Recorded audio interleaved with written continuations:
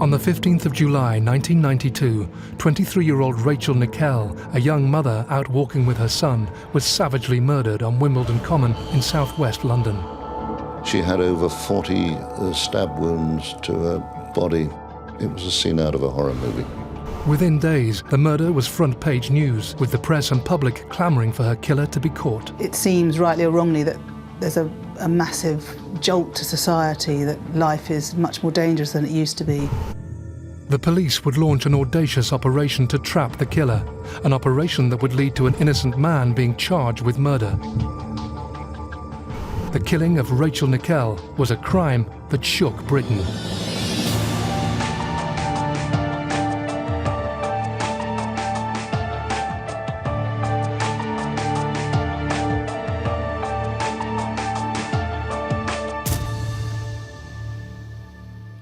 Good evening. The savage knife murder of a young mother in broad daylight stunned detectives in London today. Rachel Nickel was 23 years old, with a life of promise ahead of her. She lived with her partner Andre and a 2-year-old son, Alex, in Balham, South London. On the morning of the 15th of July 1992, she was getting ready to take Alex for a walk. Less than 2 hours later, she would be dead, brutally murdered in a popular beauty spot. Across London, on the tough Alton estate in Roehampton, less than a mile from Wimbledon Common, local man Colin Stag had woken up early and was preparing to take his dog for a walk. I initially did go on the common very early in the morning, just to walk my dog. I remember I had a very bad headache that morning, so what would have normally been quite a long walk, which was a daily thing, I only did a short walk, just around a little pond called Skio Pond, and then back home again. With his headache getting worse, Colin decided to take some painkillers and settle down on his sofa to sleep it off. The time is around 9:25. As Colin slept, Rachel, Alex and their dog Molly had set off across the common for a stroll through the trees. As they enjoyed the early summer sun, they were totally unaware of the killer stalking them. The area of the common, as I recall, I mean, it was really quite wide open. I think the area had some tree cover around it, but essentially this was broad daylight. This was not an area you would think twice about going to. She was killed on a path which was well frequented, probably less than 200 yards from an open green area on Wimbledon Common where mothers were walking their children.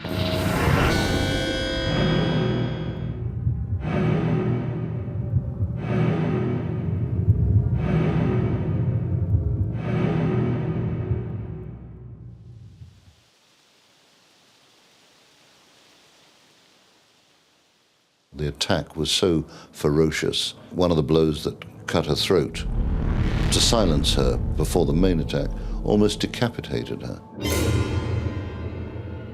She had over 40 stab wounds to her body and throat.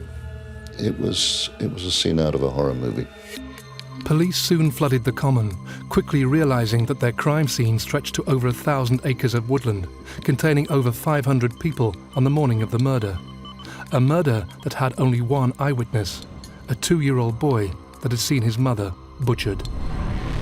Back at home, Colin Stag had woken up and was feeling better. With the day warming up, he changed his clothes and decided to take his dog for a longer walk, a decision that would affect the rest of his life. I walked under the underpass at Putney Vale Cemetery into the common, and I saw a uniformed police officer standing on the common side. He advised me not to go onto the common because there'd been an incident. I basically asked him what it was, and he said they'd found the body of a young girl. I told him that I'd been on the common that morning, and he asked if I'd seen anything suspicious, and I just said no. He asked me for my name and address in case they needed to question me later, which I freely gave, and that was it. I just basically went home. The Metropolitan Police assembled a crack team of detectives to work on the case. From the start, the Nickel Murder Squad was hindered by lack of evidence.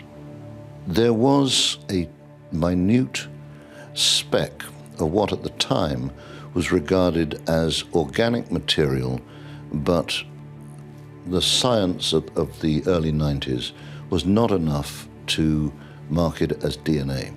So the police are starting from a very difficult place. She was 23 when she died. She was a shining light, a bright star in my life and everybody who knew her. After a month of inquiries and hundreds of interviews, the detectives still seemed to be getting nowhere. They couldn't even categorically say whether Rachel's killer was male or female. Faced with a stalling investigation, the police took the unusual step of calling in a criminal profiler to provide a psychological assessment of their killer. In the UK, psychological profiling was new. I was very personally cynical about what a profiler could offer, although not dismiss it. They're not going to be able to name the killer. What they might be able to do is put someone in a bracket and say, well, this type of individual is the sort of thing they could do. The man the detectives turned to was Paul Britton, a renowned criminal psychologist who had worked on several high-profile cases in the past, including the abduction of Stephanie Slater. Working hand-in-hand with the inquiry team, Britton was asked to profile Rachel Nickell's killer. There were two profiles written, one which I guess we might call a demographic profile, someone between 20 and 30 with isolated hobbies who probably lives on his own and probably doesn't live very far from the common. And the second one was this so-called sexual fantasy profile where he talked about the sort of things the offender would be interested in, which was sexually sadistic fantasies, and he actually listed some of these. Would be interested in knives and the occult and that type of thing. The profile provided by Mr. Britton bore an uncanny resemblance to Colin's own life. The profiles, along with a photo fit of a possible suspect, were featured in a national TV appeal. The appeal prompted hundreds of calls from members of the public, and many were claiming they knew who the man in the photo fit was. The police were inundated with calls, putting a name to this face, Colin Francis Stag. Early in the morning, it was about 8, 9 o'clock I think it was, someone was knocking on my door. I opened it and it was plainclothes officers. And they said they wanted to question me in regard to the Rachel Nickell murder. To be fair to the police, they had interviewed other suspects. They had followed up other leads. But as time wore on, those leads and those suspects petered out. The only man who figured large, and was to do so for the next 2 years, was Colin Stag. Come on, Colin, don't waste our time. We don't come round here to... I'd never been arrested for anything in my life at that time, and being accused of something like that, and it was like, I was in a different world. It was strange. Lots of police officers came in, they searched my home, top to bottom. I had a couple of books about the occult and stuff like that, and they focused on that. After they searched my place, they took me to the Wimbledon police station and they held me for 3 days.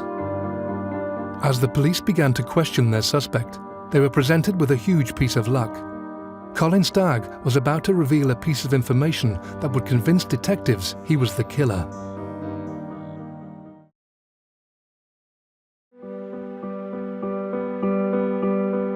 On the 15th of July, 1992, Rachel Nickell was walking with her 2-year-old son Alex on Wimbledon Common. In a few short minutes, a laughter-filled stroll in a popular beauty spot would be turned into a scene of horror.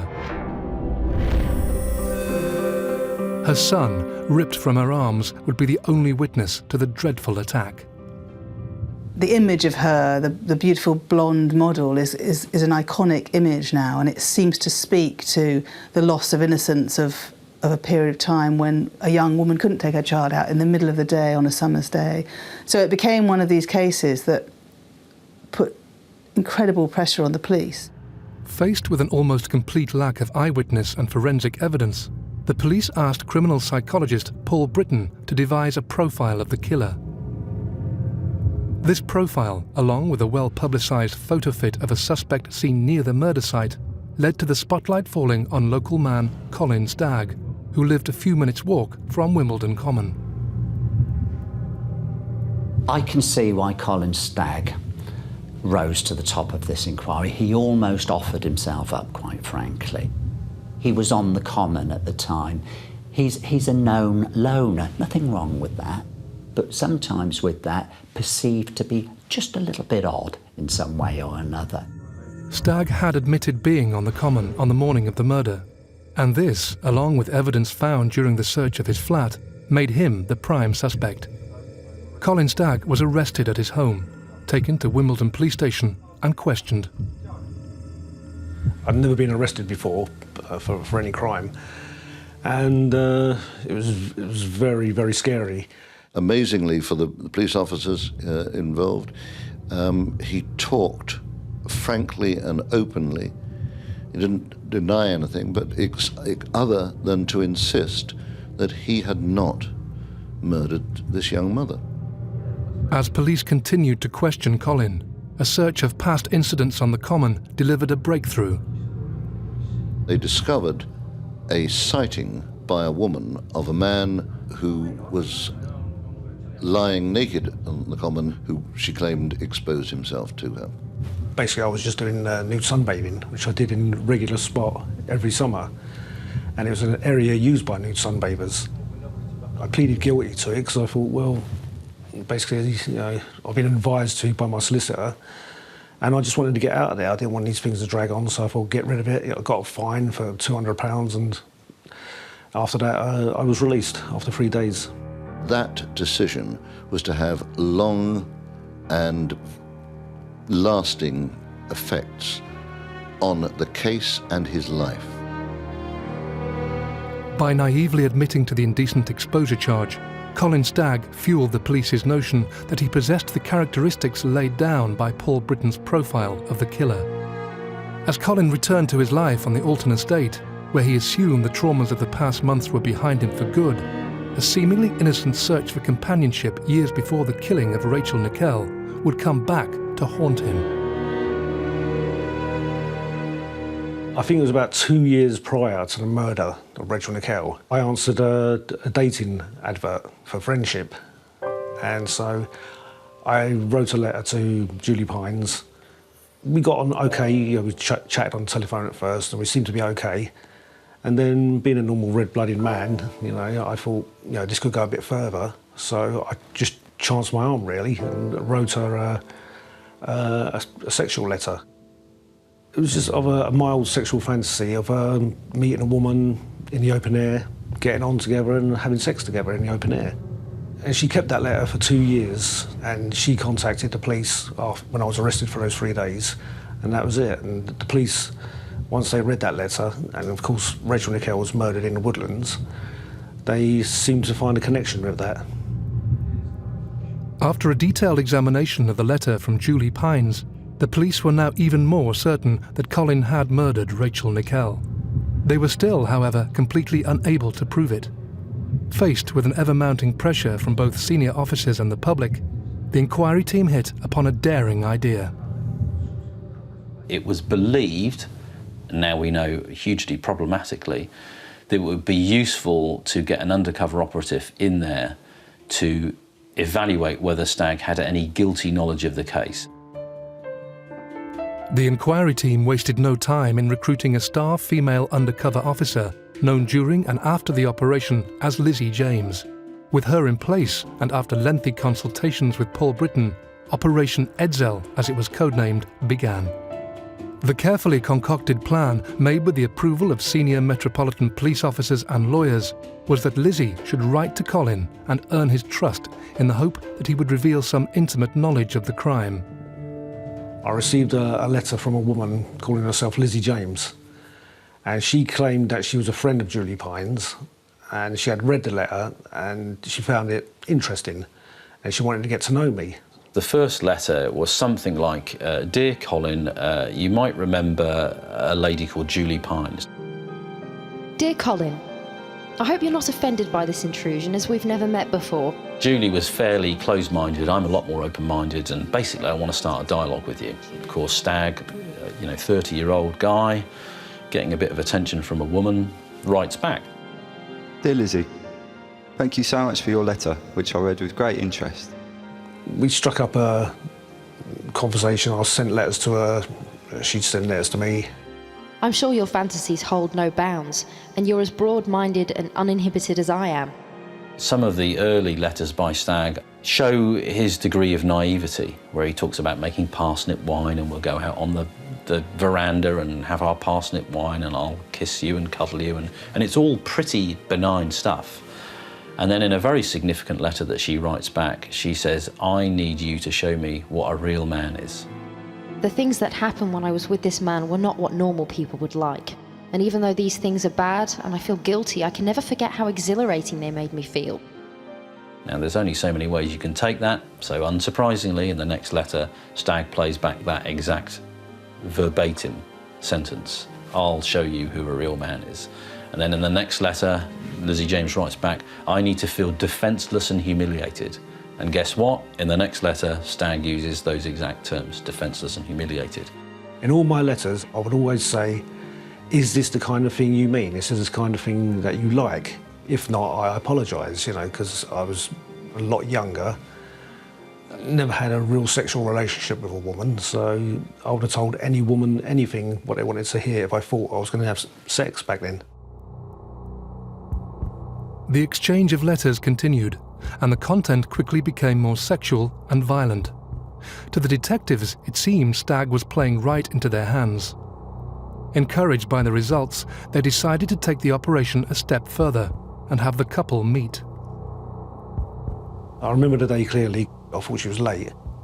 Then I saw this woman, long blonde hair, quite attractive. So I said, you know, excuse me, are you Lizzie James? And she said she was, and she realised who I was. Nice to meet you. So, you got here all right? You found it all right? Yeah, eventually. Sorry if I'm a bit late. And that was the first meeting we had. His first encounter with Lizzie was not the private affair that Colin had hoped for. The park was full of undercover officers, watching every move he made, each of them fully aware that one of their colleagues was meeting with a supposed sadistic killer.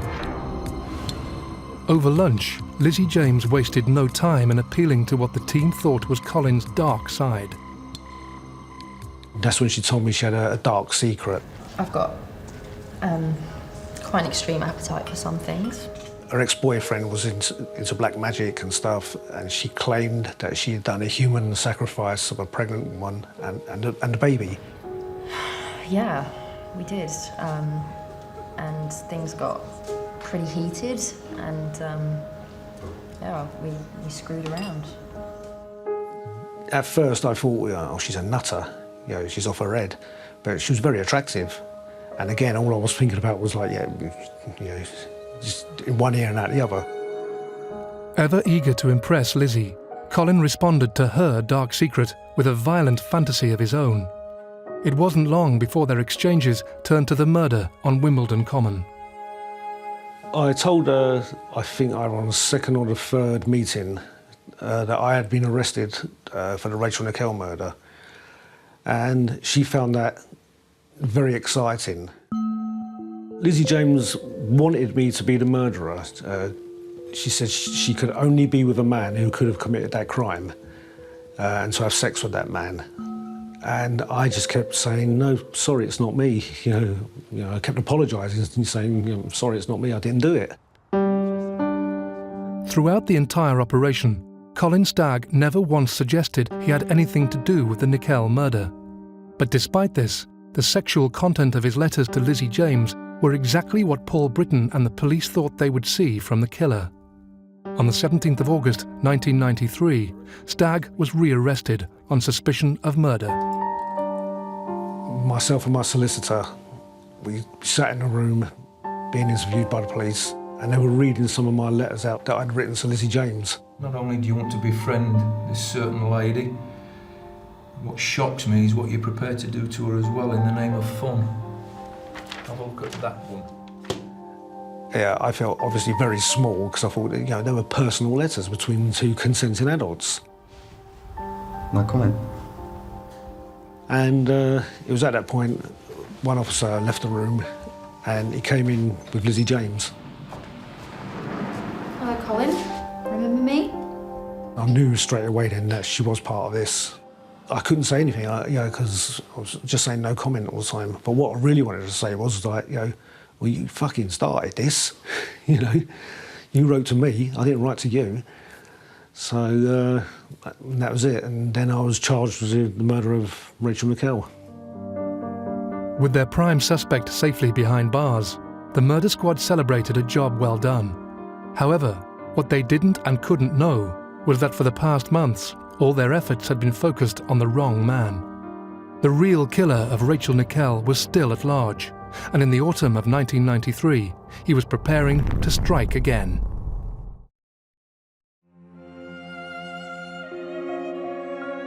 Detectives investigating the murder of Rachel Nickel on Wimbledon Common in 1992 had spent over a year hunting her killer.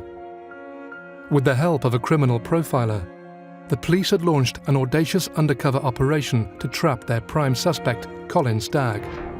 A female plainclothes officer had befriended Stag, and through a series of letters and meetings, the police had amassed evidence they felt proved him to be the killer. Now, with Stag charged with murder and remanded in custody, the detectives could prepare for the trial.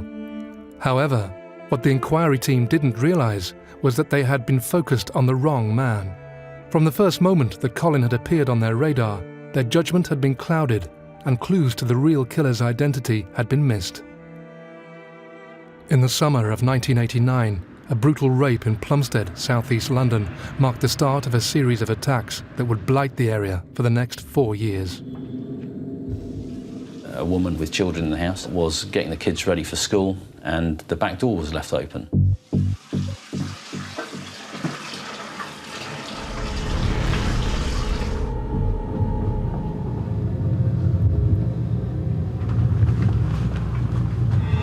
She turned around after drying her hair to see the offender standing there with a knife, threatening her and threatening to attack the children if she didn't comply.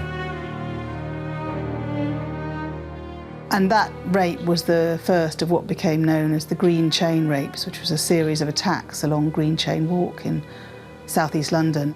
These rapes went on for a number of years and no one was caught for them. Tragically, the Green Chain Rapes could have been stopped after the first attack. The police received a call about the Plumstead rape in August 1989. The caller was the rapist's mother, and her son had just confessed to her. His name was Robert Napper. He confessed to her that he'd raped a woman, and his mother took him at his word and went to the police and said, "Look, my son's confessed to raping a woman. Has anybody been raped recently around Plumstead Common?" The police checked their records, but in what would be a tragic oversight, no trace of an attack could be found. Had the crime been properly investigated, one of the worst killers in British history could have been stopped in his tracks.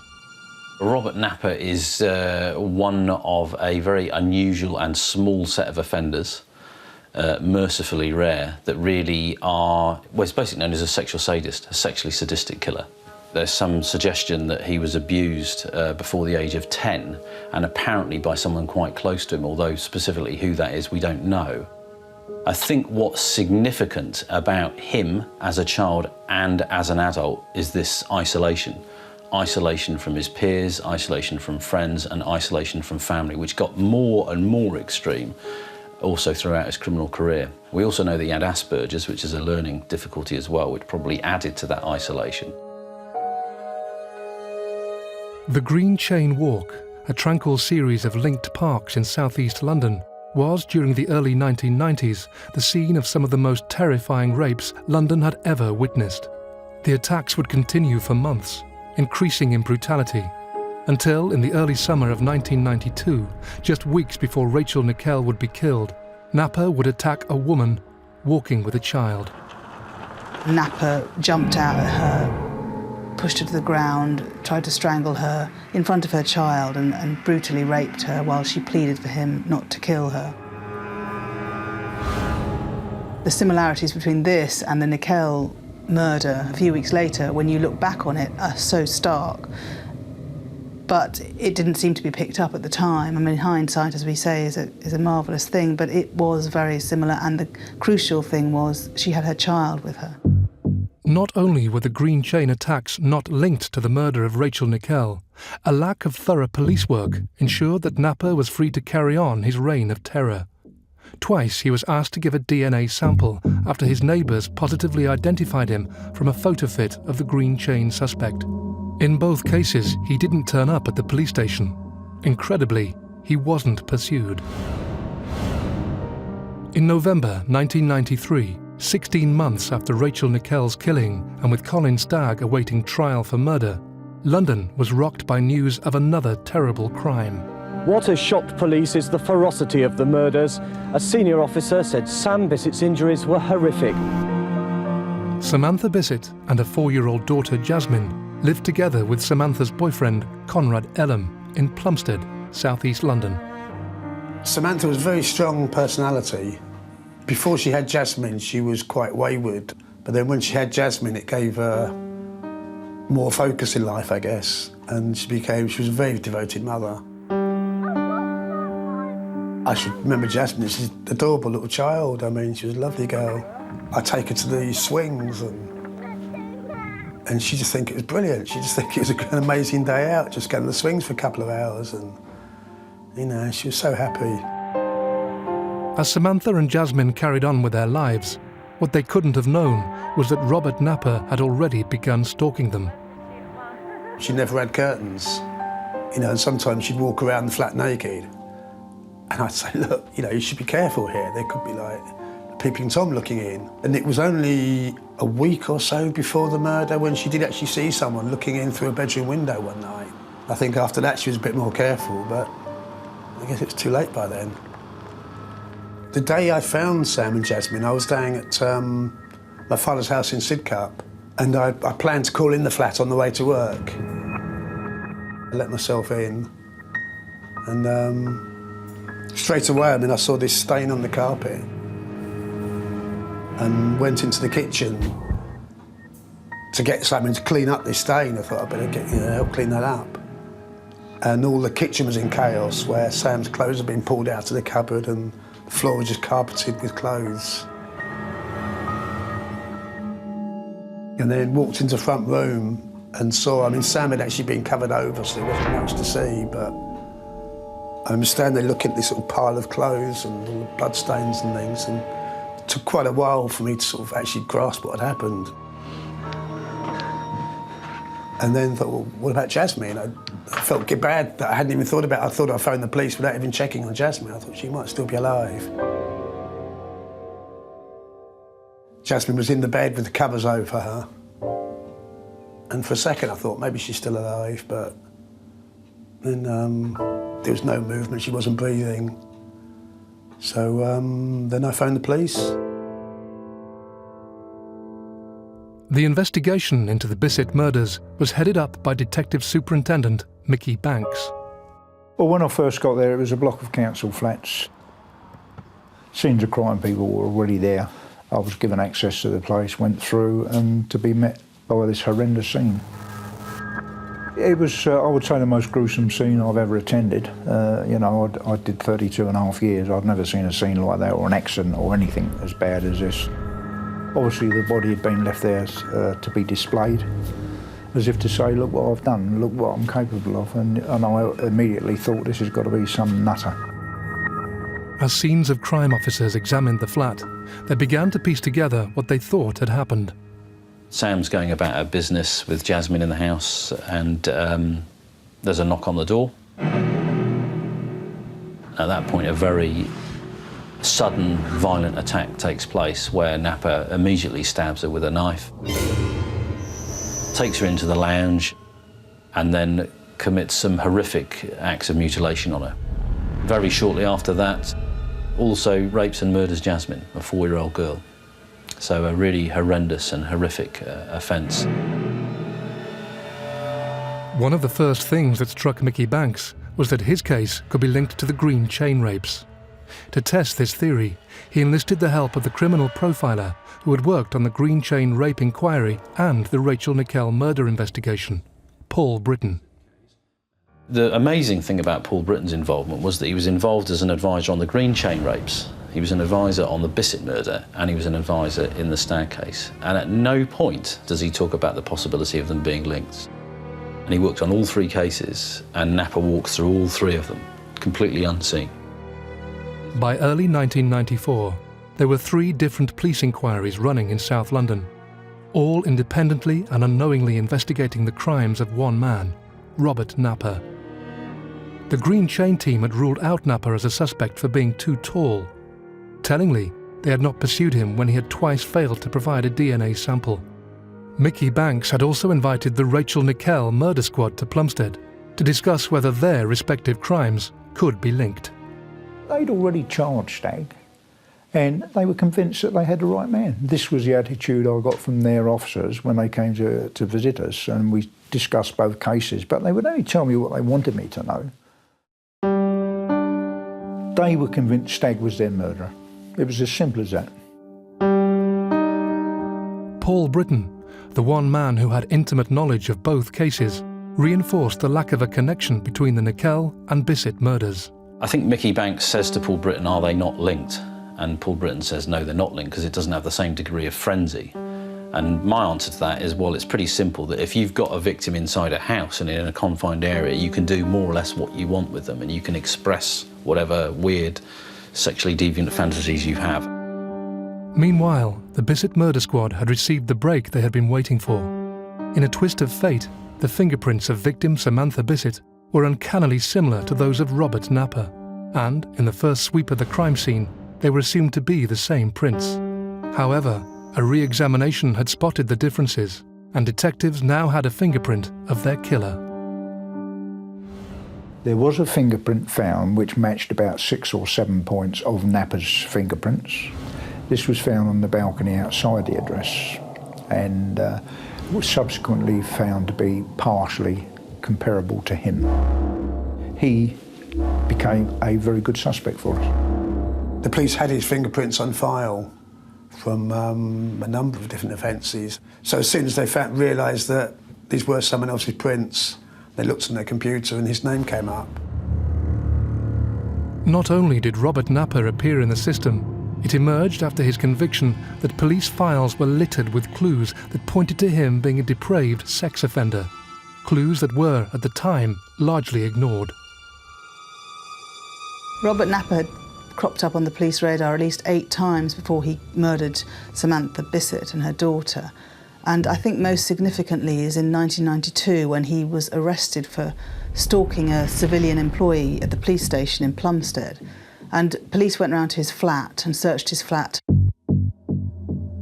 They found an A to Z with pages marked in it of Plumstead Common. Marked and annotated in the side were comments about women being covered up in cling film and women being abused and violent acts towards women. They didn't make any links with the Green Chain rapes, with anything else. And then he was released and there he was back on the streets again. Thankfully, the detectives investigating the Bisset murders 2 years later were more attentive, and Mickey Banks and his team spent months assembling evidence against Napa. Along with the fingerprint, they found a bloody footprint in Samantha Bisset's kitchen that they matched to a pair of Napa's shoes. This, along with reported sightings of Robert Napa in the area at the time of the murders, was enough for Banks. Well, his interview was stone cold. He seemed as if he was looking down on us, that he knew something we didn't know, and he seemed, to my mind, that he was sort of, you're never going to find out, I am who I am, I'm better than you. In his own mind, he was laughing at us. In May 1994, Robert Napa was charged with the murders of Samantha and Jasmine Bisset. A DNA sample taken at the time also proved conclusively that Napa was the Green Chain rapist. He was placed on remand awaiting trial. Across London, another remand prisoner, Colin Stag, was about to have his day in court. Charged with the murder of Rachel Nickel, it wouldn't just be Stag on trial. Also under scrutiny would be the Metropolitan Police themselves and the audacious operation to ensnare their suspect.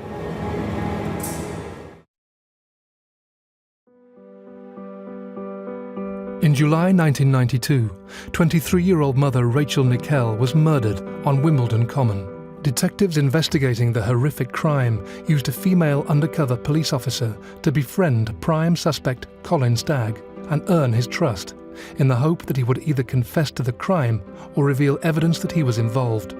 After 28 weeks, Operation Edzel, as it was known, ended with the police confident that they had gathered enough evidence to prove Stag was guilty. Charged with murder, he was remanded in custody, awaiting trial. After 14 months on remand in Wandsworth Jail, Colin Stag arrived at the Old Bailey. Going up into the courts is a very frightening thing. I mean, especially if you know you're innocent. The police and the prosecution seemed quite confident with the material they'd got. And yet I was talking to sort of experienced court reporters and other crime correspondents who were sort of looking at each other thinking, how are they going to get away with this? Colin's defence team had employed a series of experts to analyse Operation Edzel and its findings. They quickly realised it was littered with problems. In my analysis of what Stag revealed, there is actually nothing very unusual at all. There are several pathways that Stag tries to satisfy Lizzie James, where he'll say, you know, I'm kind of interested in this, are you? I'm so glad that you like my letters and that you too are as broad-minded and uninhibited as me.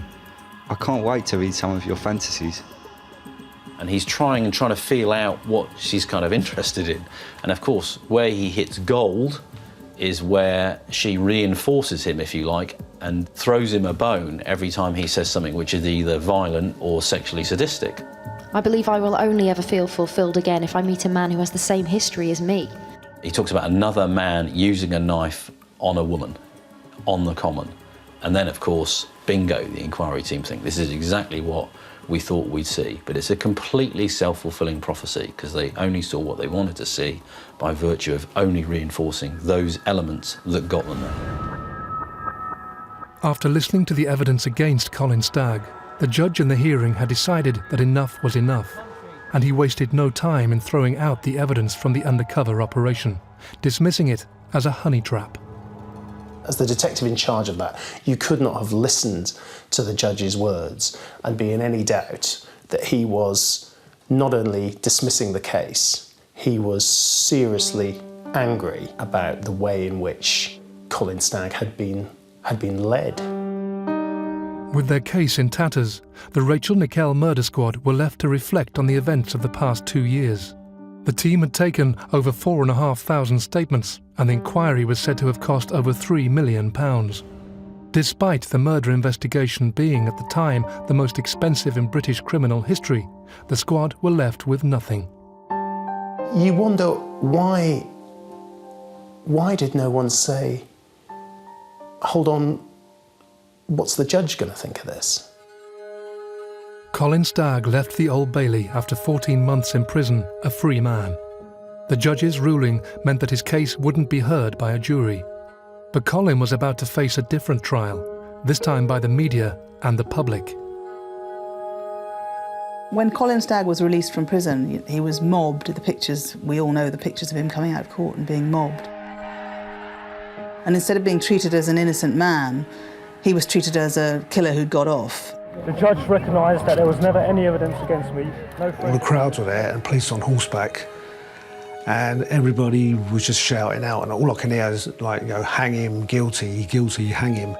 Minutes later, a statement was read out by Rachel Nickel's father. I understand that the police will now keep the files on my daughter's murder open, but they are not looking for anyone else. Releasing a statement that is so absolutely positive that we are not looking for anything else, that is a big message to deliver. You are saying to everyone out there, we know who this man is. The law has been upheld, but where is the justice? I'm surprised we ever made that statement. Colin Stag returned to his flat and would spend the next 14 years as a social pariah. To most people, he was the man who got away with murder. In the autumn of 1995, the focus was back on the Old Bailey, this time for the trial of Robert Napper. charged with the murders of Samantha and Jasmine Bisset. As the prosecution made the final touches to its case, the detectives received some unexpected news. We got a phone call to say he was going to plead guilty, he was going to plead diminished responsibility. What did we think of that? And I said I was quite satisfied with it. I mean, I believe he was diminished, that there was something. He wasn't so mad that he didn't know what he was doing. He knew what he was doing, but there was something totally wrong with him. In October 1995, Robert Napper pleaded guilty to the manslaughter of Samantha and Jasmine Bisset on the grounds of diminished responsibility. He also confessed to 1 rape and 2 attempted rapes. He was sent to Broadmoor High Security Hospital indefinitely. The relatives of Samantha and Jasmine left court to rebuild their shattered lives. It's strange how odd little things can remind me sometimes. Just a particular song on the radio that Sam liked, or there's always things like that. And it's always strange. I don't go over to Plumstead that much, but I do sometimes still go over past the flat, and it is always strange to walk past it and see the place. I should remember Jasmine. She's an adorable little child. I mean, she was a lovely girl. The relatives of Rachel Nickel had no such closure. It would be another 7 years until a breakthrough in the case was found. In 2002, a case review team began poring over the evidence amassed in the decade since Rachel's murder. Every witness statement was re-looked at, and known offenders and possible suspects were re-examined. One of the first names that was flagged up was a sexually sadistic killer currently detained in Broadmoor, Robert Napper. At the same time, scientists were taking advantage of rapid advances in technology to review the forensic evidence found on Rachel Nickel's body. There was a small amount of DNA on Rachel Nickel's jogging pants, and that was tested, and you are able from that now, although they weren't then, to rule people out, and Stag was ruled out as being a forensic link to that DNA.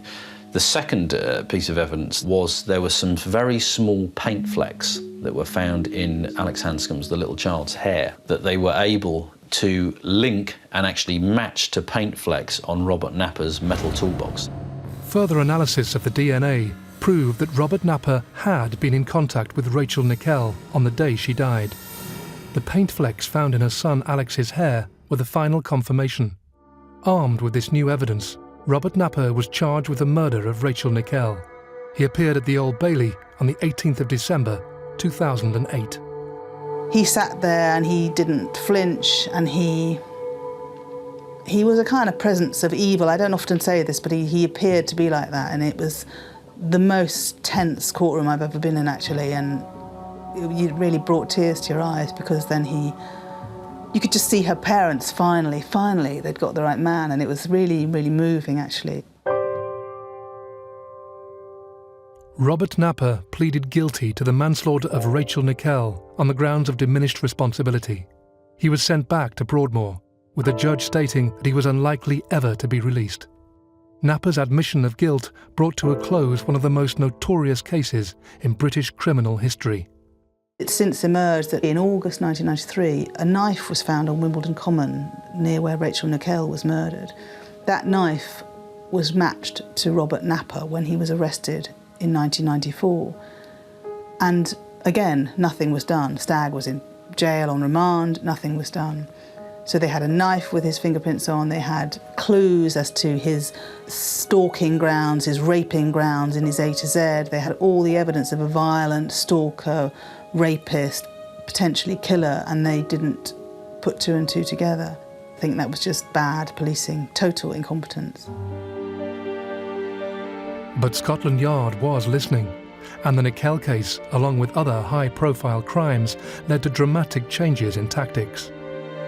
Since the Rachel Nickel murder, the way murders are investigated have changed beyond recognition. Nowadays, you have dedicated murder investigation teams who are specialists. And with that, what has evolved from that is probably the most effective way of investigating murder anywhere in the world.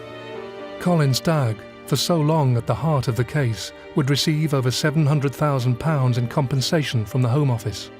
as well as an apology from the Metropolitan Police. The shadow of the murder, however, has stayed with him. There are still people today who don't know that they've actually got the man who did kill Rachel Nickel. They always say to me, like, you know, did they ever get the bloke who did it? He was, for years, treated as a pariah, and his life was ruined. You know, he wasn't serving a sentence inside, but he was serving a sentence outside. And had Napa never been caught, you know, Colin Stag would still be the man who killed Rachel Nickel to this day, I think.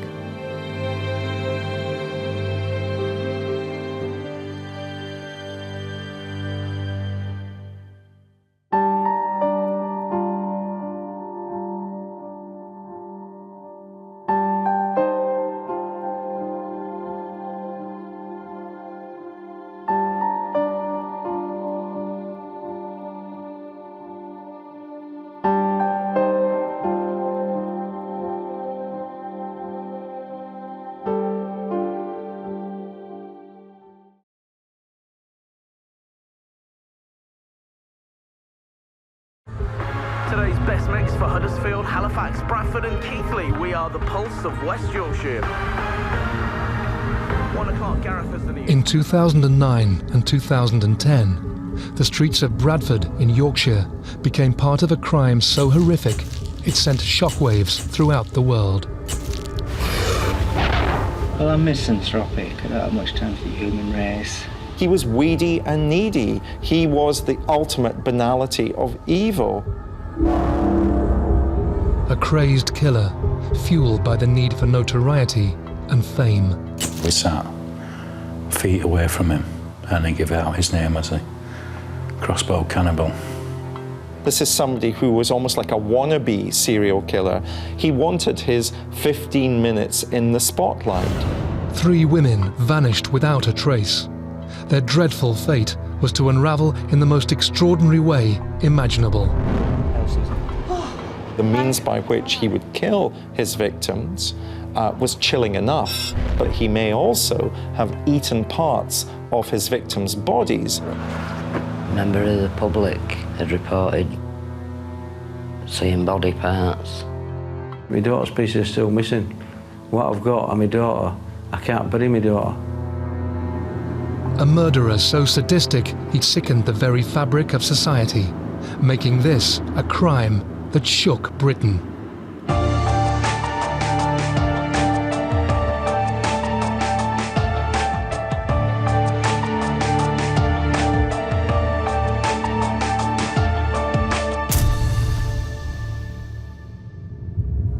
Homefield Court, Bradford, West Yorkshire.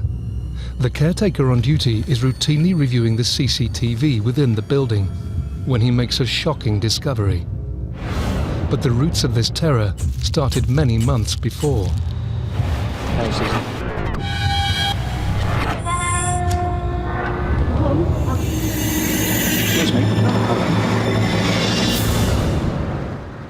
Susan Rushworth was 43 years old and had been selling her body on the streets for 3 years.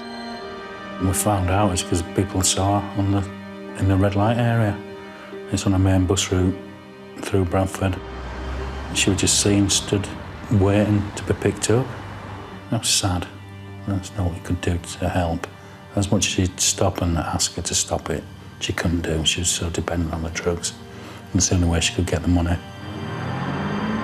Heroin was ruling Susan's existence. Before her drug addiction, life was very different. Me and Susan were close growing up because there was such a short age gap between us, around 18 months between me and Susan. We had a pleasant upbringing. We lived in a country location. She got married in her early 20s and she had a family and she was really happy. She had a good life with her husband and the children. But despite the family existence, a change in fate in her 30s led Susan down a very different path. I was quite heartbroken, but she kept in touch with her ex-husband. She soon found a new boyfriend, and she seemed to be getting on really well. She had another child to this boyfriend. And that relationship broke down. I think that's when trouble started with the drugs. At 35, Susan was a single mother to 3 children and introduced into a lifestyle that was to spiral out of control. The family knew nothing about heroin or cocaine or anything, or where you'd even get it from. Come as a surprise to us all, really. And just never understood why. But then we did find out she'd been introduced by a boyfriend at the time. She'd go on the street until she earned enough money to buy the drugs she needed. Then she'd take the drugs and sleep it off, and that would be the day through. Look at Susan, you look so ill. Come to a point where my mum got desperate. She paid for Susan into rehab. What problem? It seemed to work at first. She kept off the drugs, and then within 3 months she was back on the drugs. Even I think the habit even got harder and stronger. In desperation, Susan worked the red light district of Bradford, selling her body to pay for her addiction to heroin. The city's area for prostitution lies on the outskirts in an area called Manningham, a soulless part of town where men seek sexual gratification. I think she tried to hide the fact that she was earning money by being a prostitute. She'd say she was waiting for a bus to go and see my mother, or waiting to go somewhere on a bus, because it was near the bus stop where she'd stand and wait for punters, I think they call them. But in her hearts, I think everybody knew what she was waiting for. This is the Pulse of West Yorkshire. Good morning, Monday, June 22nd. By the summer of 2009, Susan had developed a cycle of selling sex on the streets and battling her drug addiction for years. It was a day after Father's Day, it was a Monday, and she'd left my mum's house about 1 p.m. to go and get a methadone from a chemist in Bradford. Susan was trying to break free from the drug addiction that was controlling her life and was taking this substitute to help.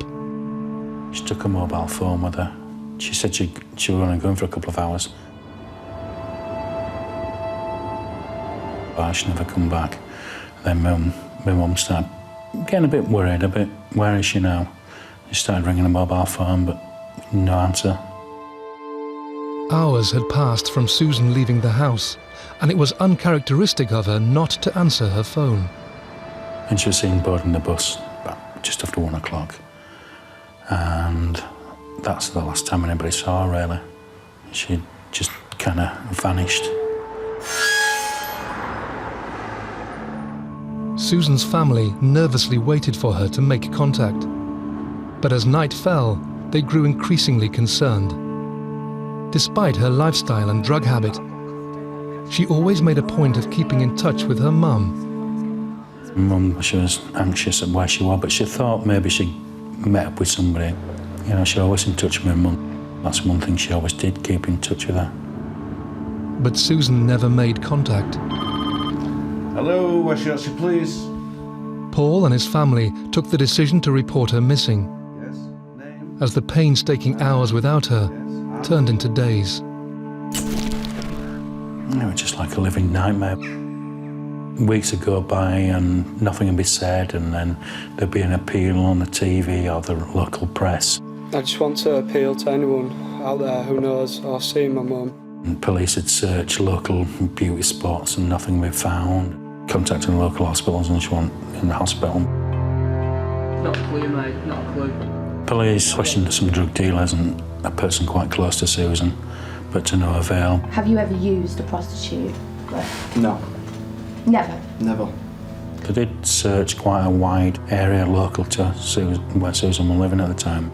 Even dredged Manningham Park Lake and searched woodland close by. All right, working. I did talk to other working girls in Bradford, and missing persons posters put up around Bradford for Susan. Despite extensive searches and numerous television appeals, Susan Rushworth had vanished. And further news was to confirm that something sinister could have happened to the mother of 3. Susan's mobile phone and bank cards had not been used since the day she disappeared. Oh, Susan.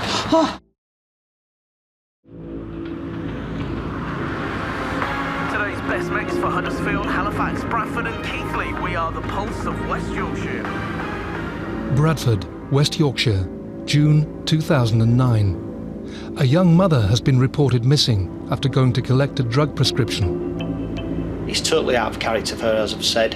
We are obviously very concerned about where she is at this moment in time. A sex worker in the local red light district, Susan Rushworth often had to deal with the harder side of life, but had never vanished before. We had some hope that maybe Susan were fed up of her lifestyle she was leading, and for a final break she'd maybe gone off to some kind of rehab centre, maybe without telling anybody. But this would have been an unusual step for Susan, and as the days turned into weeks, then months, her family lived on a knife edge, desperate for any news. We're very worried about her. We're a close family. We're not coping very well. I just felt anxious all the time, just looking over my shoulder, kept looking, facing the crowd. In desperation, Paul took to searching the streets of Bradford for his sister, You haven't seen this woman, have you? even questioning the other girls where she usually worked. One of which was 31-year-old Shelley Armitage. Have you seen this woman? Shelley was well known in the area. Her reasons for turning to prostitution sadly echoed Susan's. Well, we never knew she worked on the streets. You'd hear things, but you wouldn't accept it. Shelley had a good personality. She was always bubbly and that. She'd always try to help anyone. She started with the drugs, which we didn't know about at first. We just picked it up as things went on. And that's when everything seemed to change. Shelley was just 16 years old when she became addicted to heroin. It's the drugs that's telling Shelley what to do at the end of the day. When she needs that drug, she needed that drug, and she'd do all to get that drug. There's not many girls out there that do it for just the money. It's the addiction, not the, they don't want to do what they're doing. It's the fact that they need to do it to make their money to get the drug. Despite a good upbringing, Shelley's life was blighted as the Class A drug took hold. The addiction became so powerful that she turned to selling her body on the streets in order to feed her habit. You do hear rumours and you hear talk of it, and I think the main thing is you don't ever want to believe that it's true. Shelley was desperate to shield her family from the harsh realities of prostitution, dealing with regulars and complete strangers, and risking her safety each night. You're listening to the Pulse of West Yorkshire. It's 1 o'clock on Monday the 26th of April. We've got the very latest West Yorkshire news and weather. I went in town with Jill, and she'd come round the corner. Almost a year had now passed since Susan Rushworth had been reported missing. In the spring of 2010, Shelley Armitage was in town. Come over to talk to us and saying to us that she was okay, you know what I mean? Shelley and her parents stood talking before heading their separate ways. Little did they know their world would change from that moment on. We went his own way, obviously Shelley went her way, and that was it. She rung Gemma up. I spoke to her twice that day, actually. It was about 3 o'clock. She told me that she'd ring me back. I think she'd just seen somebody. She seemed just fine, and we were just chatting about normal things, and I asked her where she was, and she said she was in town with a friend. It was just such a normal conversation. Nothing crossed my mind. I just thought that she'd ring me back. And she'd not rung me back by, I think it was about 7 o'clock, so I tried to ring her back and she never answered. Welcome to messaging service. The person you are calling is on... Shelley never called her sister again, and when she failed to return home, her boyfriend decided to raise the alarm. Hi, you through to West Yorkshire, please. Craig had rung the police, and at first I don't think there were a real issue straight away until obviously a day passed or whatever and nobody had seen her. And when she didn't go for a supplement payment, we knew there was something wrong. When we knew that she'd not collected her benefits and she wasn't collecting her methadone, as each day went on, it was just, things were getting more intense. Like, our family, we spent day and night on the streets looking for her. I'd go up as much as I could. Literally took over my life. I was off work and just tried to do everything we could, just asking for answers, and I think they got fed up with me because I was like there so much, asking the same question, but there was just no answers. Shelley Armitage and Susan Rushworth were now missing. Both working the same area, but with no connections, and there had been no sightings reported of either of the girls. The police began their inquiries for Shelley, but despite being a popular girl, no one had seen her since the 26th of April. Well, everything runs through your mind. You don't know what's happened, do you? You know, you think of all sorts, as you're being kidnapped. There's all sorts you think of. 2 weeks on from her disappearance, West Yorkshire police released footage of what they believe could be the last images caught of Shelley. Would this footage of her walking along Sunbridge Road in Bradford jog anyone's memory and help officers to find Shelley safe and well?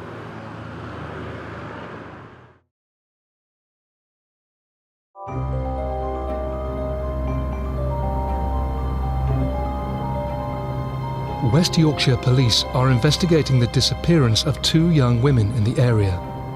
Susan Rushworth has been missing for almost 12 months, and Shelley Armitage has recently vanished after a trip into the local town. Officers are hoping that inquiries and CCTV footage of Shelley could shed some light onto a stalling investigation. The police were good, they did everything they could. We knew the searches and everything that were going on. We went down for searches. What's going on? Went looking ourselves, you know what I mean, asking people. Despite the CCTV footage and extensive searches, no firm leads brought any news on Shelley's whereabouts. I'd seen it on the news that Susan Rush was missing. But Suzanne, she'd also told me that Shelley were missing. She kept saying, they haven't found Shelley, Mum. Suzanne Blaymyers was another sex worker in the same area as Shelley Armitage and Susan Rushworth. She was 36 years old. I even spoke to Susan when Shelley were missing. With the red light district covering a small area in Bradford, news of now Shelley's disappearance spread to the other girls as family members searched for any news. It's no deterrent, is it? You know, it didn't stop the other girls going down there. She used to say it's like being on a merry-go-round. I get up and I go out to earn the money to buy me drugs, and I go home, I sleep all day. I mean, she had no friends. Only people she really saw were us. She didn't go socialising with anybody because she didn't have a social life. Suzanne resorted to selling her body to pay for her drug addiction, a story not dissimilar to that of Susan and Shelley's. Suzanne will have been 21 or 2 when she started on the heroin. She always used to be really bubbly, full of herself, so full of confidence. Everybody liked Suzanne. She had loads of friends. She was really happy. She was always the centre of attention. A lot of them used to go raving and they used to dance all night. At first it was just recreational drugs, but when we found out she was taking heroin, we were devastated, absolutely devastated. But we didn't really know what to do because there wasn't the information there is now. Me and my husband didn't know anybody who took drugs. They just hit the estates at that time. They were like an epidemic. Tried everything. Where do you think you're going? I'm going nowhere. At one stage, your dad locked her in the house. He thought if I locked her in, she'd get better. You're staying in tonight. Dad, please, I need to get out. Dad! Dad! Dad! Eventually, I said, what are you doing? Where are you getting all this money? Because she had loads of money. So, come on, talk to me. Working. Working where?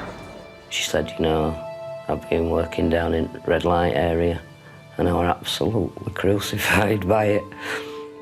On the street. Despite Nicky's best efforts, Suzanne was pulled deeper into the devastating world of drugs, and just a few years on, her life had changed beyond recognition. By 25, she had turned to prostitution, just like Susan and Shelley, to get enough money for the heroin that now ruled her existence.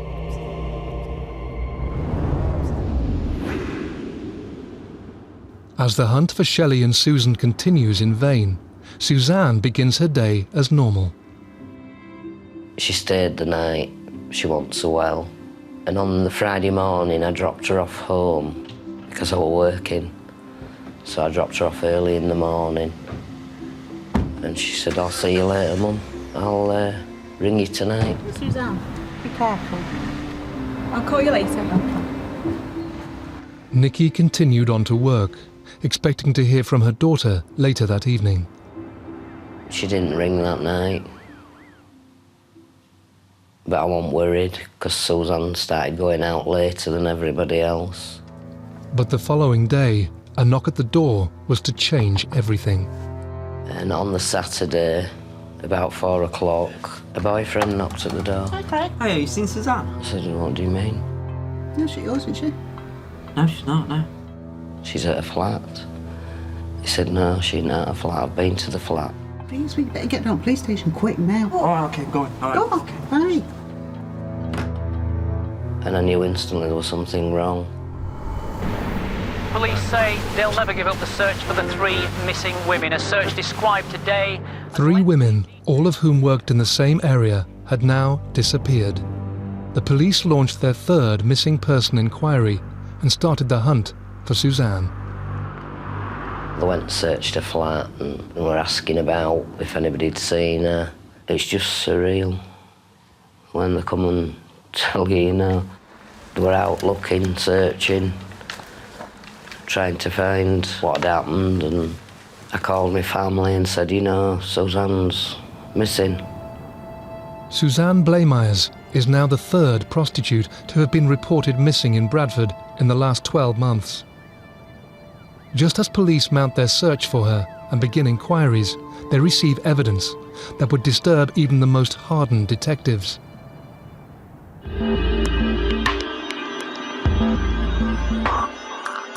Homefield Court is a block of flats in a converted mill at the heart of the red light district in Bradford. 3 days after Suzanne's disappearance, the caretaker was routinely reviewing the CCTV footage when he was to make a sickening discovery. The caretaker contacted the police because of, what he'd seen, which was so extraordinary. He was just reviewing the CCTV footage of the weekend and, came across this horrific thing. The chilling footage was hard to comprehend. It shows Suzanne following a man along a corridor and into his flat. Moments later, she attempts to flee. I was sat on the couch, my sisters were there, and the police said to me, "We believe she's come to serious harm." They explained the caretaker had gone into work and reviewing the footage and come across it and rung the police. And every moment were captured on CCTV. He told me that, he'd chased her from the flat. And I just said, "She's dead, isn't she?" And he just kept saying, "No, we believe she's come to serious harm, Nicky." He said, "We know she's gone in this flat and she hasn't come out." In an act of pure barbarity, the man is seen following Suzanne, armed with a loaded crossbow. Moments later, he pushes her to the ground and aims the weapon straight at her head, then drags her lifeless body back into his flat. He said, "It was actually on CCTV. It's been captured in the corridor." Actual footage showing her daughter being harmed was hard enough for Nicky to comprehend, but the horror didn't end there. Like the police said, she wasn't in there seconds. She'd straight away realised there was something really wrong with him, or she'd seen something. The police actually told me that when he first fired the crossbolt at her, he missed. 2 bolts had been fired at Suzanne. The second hit her head at close range. After dragging her along the corridor, he then returns and gestures to the camera. As Nikki attempted to take in the incomprehensible news about the gruesome attack on her daughter, police swooped on Homefield Court to arrest the suspect. A 40-year-old local man by the name of Stephen Griffiths. And tellingly for a monster who had acted in such a brazen manner, he gave officers what they were looking for. Here we have access to chilling footage from Stephen Griffiths' police interview. Why did you feel the need to kill her? Just sometimes you kill someone to kill yourself or kill parents. I don't know. It's like deep issues inside me. This cryptic confession was further proof that Griffiths had murdered Suzanne, possibly with the second bolt to her head. But despite this admission on the killer's part, detectives had not located a body in his flat. When Griffiths was arrested, there was an element of him looking depressed. He had been caught. He had initially wanted to seemingly be willing to engage with the police investigation. As detectives pressed Griffiths for more information, teams of officers scoured the area for any clues on Suzanne's whereabouts. And the news of the horrific murder was beginning to break across the country. Who was this man who had openly tortured a young woman, knowing that security cameras were present? Seemed to be somebody that looked a little bit depressed, quite quiet, didn't really interact with a lot of people. Rachel Farrington lived in Homefield Court near Griffiths for some years and struck up a friendship with him over a mutual interest in animals. When you went into his flat, it were a bit like going in a maze, really. In tanks, he kept big monitor lizards. He did used to leave them to wander around on floor as well sometimes. It's a bit dismal and a bit grey, so it seemed a bit shabby.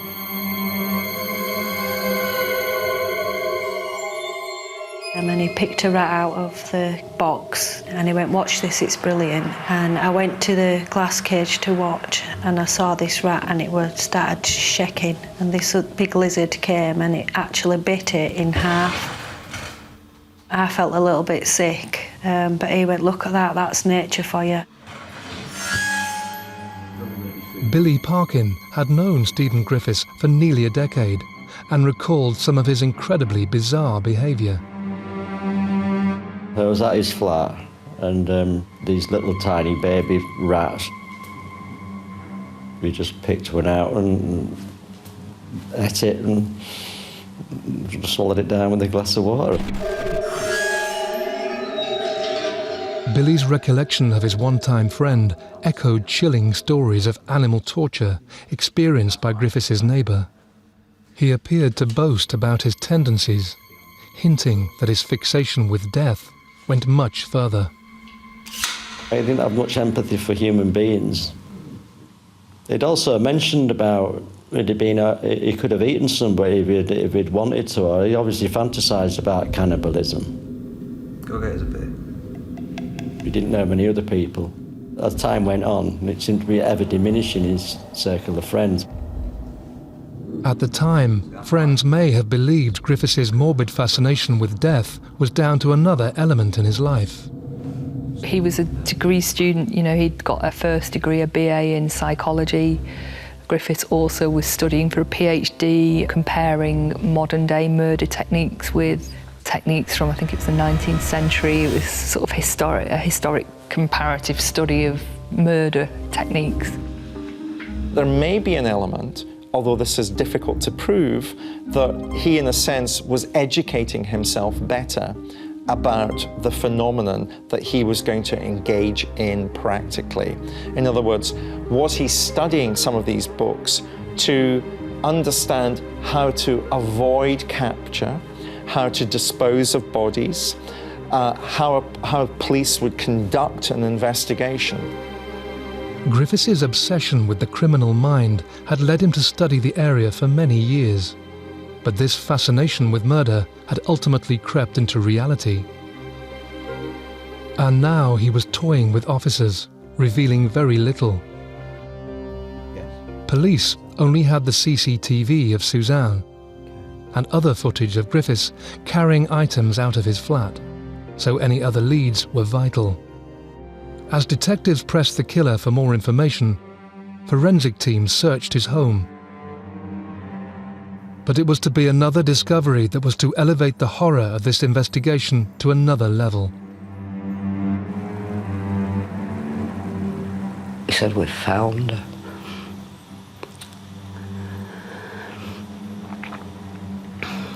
So they'd found her in the River Aire. He said to me, I've got to tell you, Nicky, he's dismembered her. A member of the public had reported seeing body parts. 4 days following Suzanne's disappearance, a gruesome discovery was made on the banks of a local river. And I was just so shocked, so horrified. Like I say, I knew she was dead, but I never dreamt in a million years somebody had done that to her. And they found Suzanne's head in the rucksack. The crossbow bolt and the knife were still embedded in her head. And it'd taken the skin off.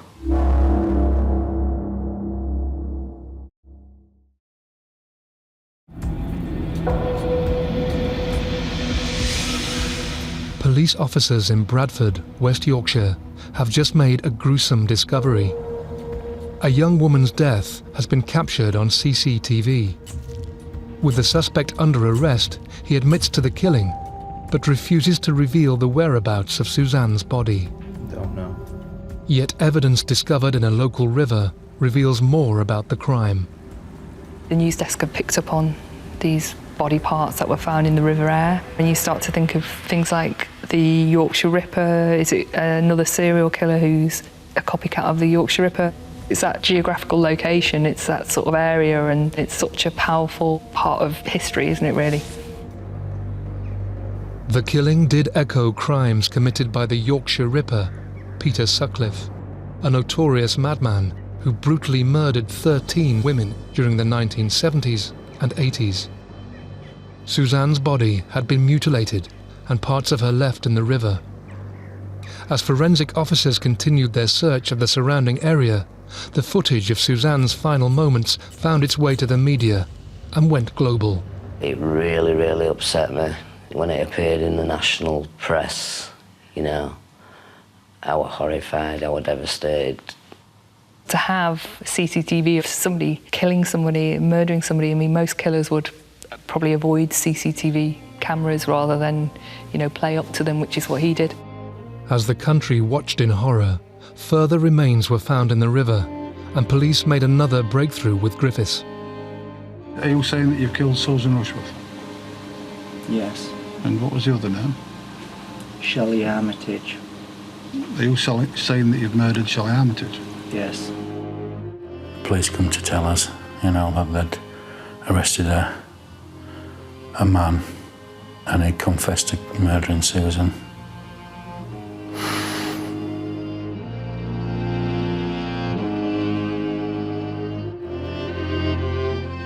Yeah, it's just talking about that, sorry. There was still that little bit of hope that this could be just a real sort of lunatic that we're dealing with and that he could just be making this up. But any hope Gemma and her family had was soon to be shattered. DNA tests made on some of the other remains discovered in the River Aire confirmed to be those of Shelley Armitage. A few days later they found Shelley. Found a part of Shelley. I'm very, very sorry to have to inform you about this.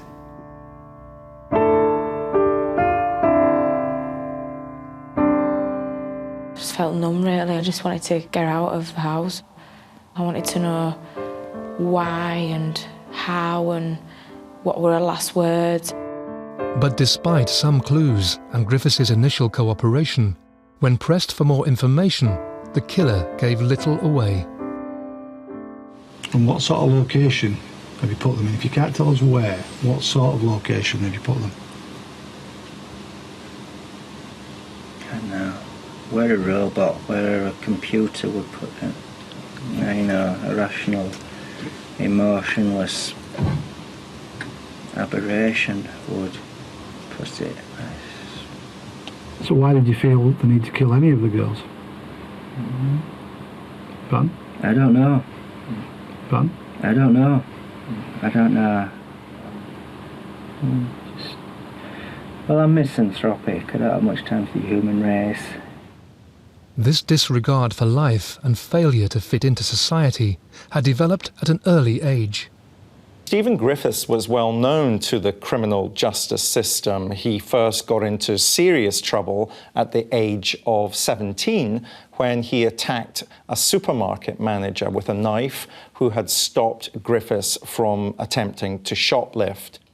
Throughout his life, and two particular times, when Griffiths was 17 and when he was 22, he was assessed as having a personality disorder, and in particular, that he had violent fantasies and fantasized about murdering. Elements of Griffiths' past showed him to have homicidal tendencies. A man on the edge of society who had previously received psychiatric treatment. Griffiths also appeared to create an alter ego online and play out many of his dark thoughts for all to see. He would sign himself on some of his Facebook pages and at times in Amazon as Ven Pariah. We might look at the Ven as being a shortening of Stephen, or indeed venerable, and Pariah obviously an outcast, somebody who was not quite accommodated within the kind of culture that he was trying to make his way within.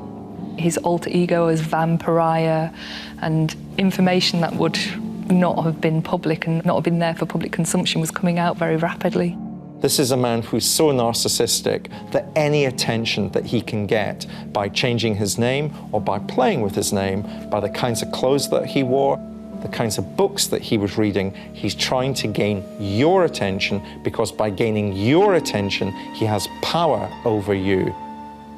Details were coming out through Amazon about what he'd purchased. So, he'd bought crossbow bolts and the books he'd bought, the books he'd looked at, all that information was coming out. I guess it just reflects the change in technology. If you purchase stuff from Amazon, for example, or if you've got a profile on Facebook, for example, then it's there for all to see. I think he may have consciously been playing with his name. He certainly was consciously playing with his image. There were images of him on Facebook where he has his hair pulled back, where his hair was quite clearly neatly tied and oiled and greased. He perhaps was even wearing makeup. He doesn't care about the judgment that you make on him, because the judgment is irrelevant. It's the fact that you're prepared to give him the time of day. He admits at the time that he may have committed further murders, although crucially, we haven't found the body of one of his victims, and therefore that does imply that the kind of information he was giving to the police was very constrained indeed. And so I think is untrue, but it was a way of drawing attention to himself. It was a way of feeding his ego. Despite body parts belonging to Suzanne and Shelley being found, police could not gain any information on the whereabouts of Susan's body from Griffiths. Stephen Griffiths was driven to Bradford Magistrates Court this morning to face 3 murder charges, the alleged killing of 3 women in Bradford over the past month. The killer's desperation for attention played out in the most sickening way when Griffiths first appeared in court. The magistrate asked his name, and that's what he called himself. My name is the Crossbow Cannibal. He was very much a wannabe. He was part of our celebrity culture. He saw himself as part of that celebrity culture, and in fact was trying to manipulate that culture by, for example, at his first court appearance, saying that his name was the Crossbow Cannibal. Well, those two words, crossbow, the means by which he would kill his victims, was chilling enough. But the idea that he may also have eaten parts of his victims' bodies adds to the kind of horror of how he was identifying himself. It was a terrible shocking thing. You can't be human. For a man to say he's eating other people's flesh, you're just not a human being.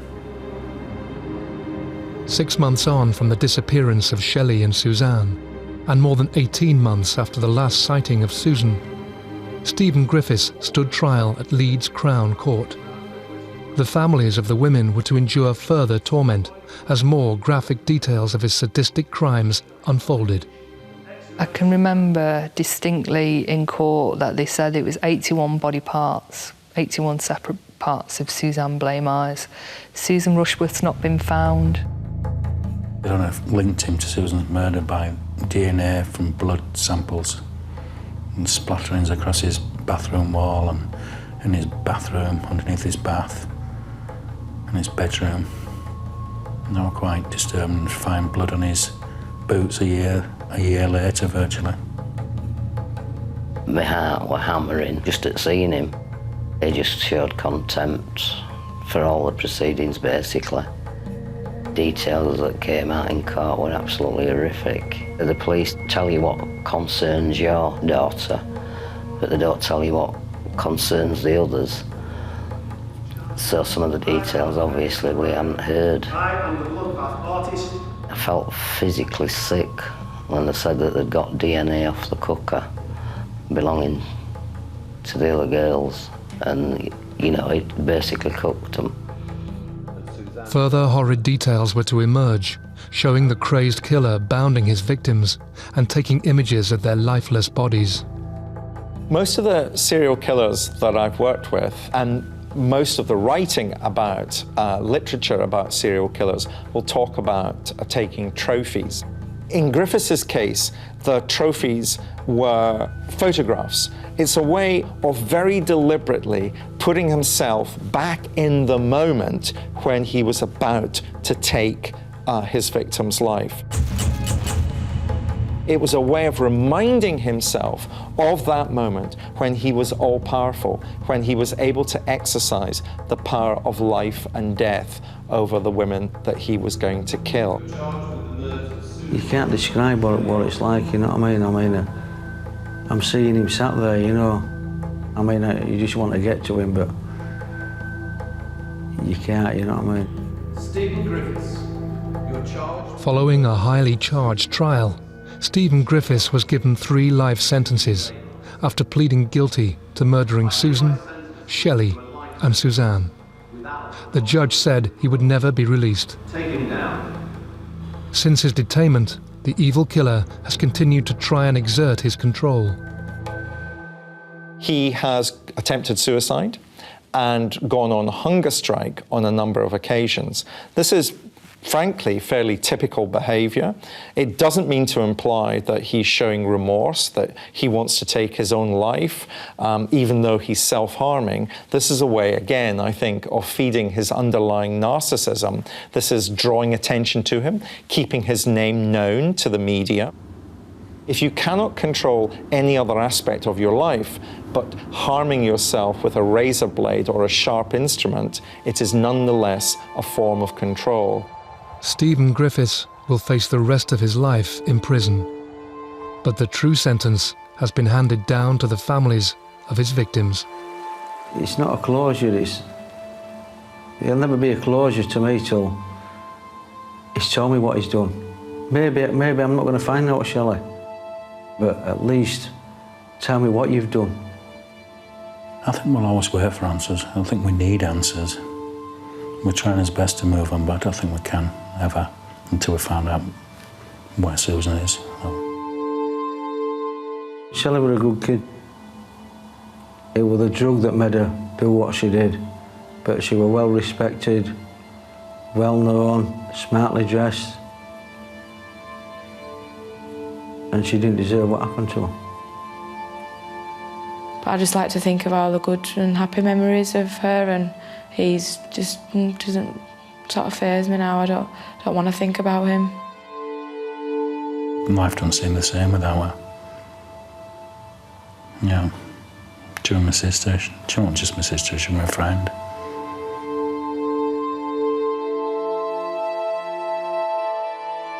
People say, oh, it gets easier with time. I'm not quite convinced I believe that. I know what my daughter did. I know what she was. And I'm not ashamed, because I know what made her like she was. I'd like Suzanne to be remembered how she was before the drugs took hold of her. Happy, full of confidence, cheeky, just a star, really. I miss her every day of my life. There's never a day goes by when I don't think about her.